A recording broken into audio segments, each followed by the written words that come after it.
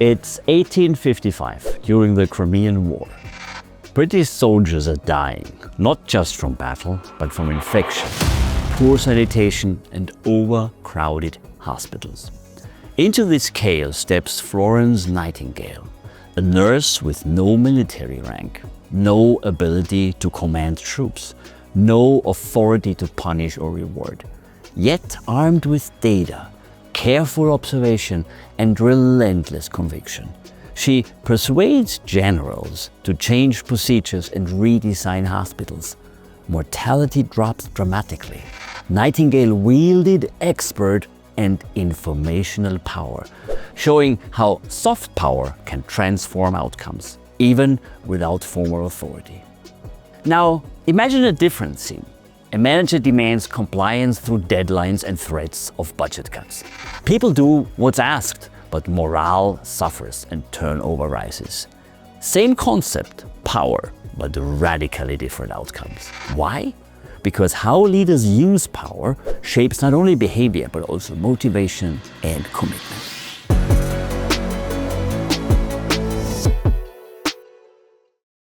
Welcome back to the Mammoth in the Room, where we explore leadership lessons that stand the test of time. I'm Nicholas Bocconi, CEO of Mammoth Leadership Sciences, and you're listening to episode 2 of our special mini-series on power in leadership. Over the next several weeks, we're unpacking the evolutionary, psychological, and organizational dimensions of power. In episode 1, we build an owner's manual for power, French and Raven 6 bases. Today, we turn to the follower's perspective. What does it feel like to be on the receiving end of different kinds of power? And what does that mean for leaders trying to build not just compliance, but commitment? And one quick reminder before we dive in. This fall, Mammoth Leadership Sciences is launching its online leadership academy. The first course is designed to help leaders like you to decode the psychological and biological traps that hold organizations back. Stay tuned. Now let's continue with the evolutionary psychology of following power.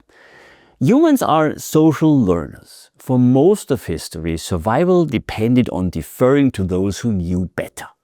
Hunters with sharper skills, healers with rare remedies, elders with experience. Deference to expertise or prestige made sense. Copying the competent increased your odds of survival. This is the root of soft power, willingly granted influence because people admire, respect, or depend on what you know.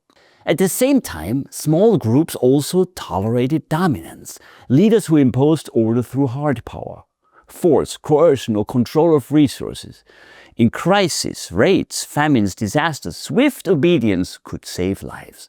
This duality is wired into us. We respect prestige and yield to authority, but the experience is very different. Soft power tends to inspire, while hard power often compels. So what can research tell us about hard versus soft power with regards to motivation? Modern organizational psychology has confirmed what our ancestors lived. In a study of over 1,000 employees across industries, Peyton, Sigarni and Fowler 2020 examined how leaders' use of different power bases affects followers' motivation and work intentions. And again, we have all the literature in the show notes. What are their findings? Leaders relying on hard power, reward, coercive, legitimate, were strongly associated with suboptimal motivation. External regulation, I do this because I have to, or I do this because my boss tells me. And introjected motivation, I do this to avoid guilt or shame. These states drive short-term effort, but rarely sustain engagement. Leaders using soft power, expert, referent, informational, were positively linked to optimal motivation, identified and intrinsic. I do this because I value it, or I do this because I understand the why, or I do this because I enjoy it. These states predict creativity, persistence, and resilience. Importantly, when leaders combined multiple soft bases, the positive effects amplified. By contrast, stacking multiple hard bases worsened outcomes. Compliance rose, but discretionary effort, advocacy, and retention intentions dropped. In short, the way leaders influence doesn't just shape behavior, it shapes the inner experience of followers. And that inner experience drives whether they give their best or just the bare minimum. So what about the dynamics? How does it play out today? In organization, this difference is everywhere. A team member who feels coerced by constant deadlines or threatened with lost bonuses may comply, but mentally they're already scanning LinkedIn for new jobs. By contrast, a team that defers to a leader's expertise, trusts their character, or benefits from transparent information flows feels motivated to stay, to innovate, and to advocate for the organization.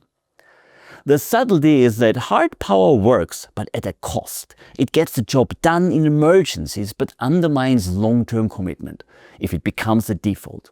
Soft power, though slower to build, creates durable motivation. Leaders who understand the distinction can calibrate their approach, avoiding the trap of brute compliance when deeper engagement is needed.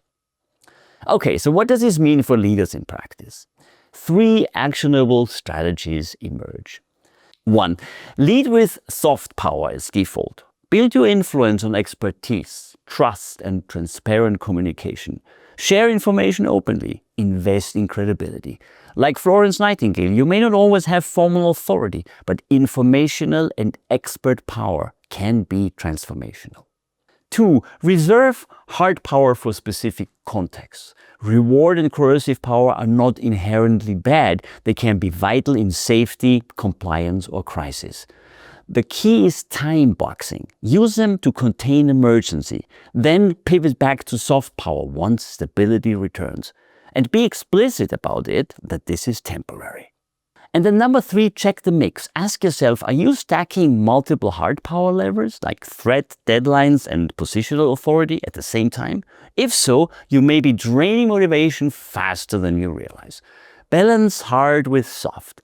For every demand, offer transparency or expertise to keep people engaged.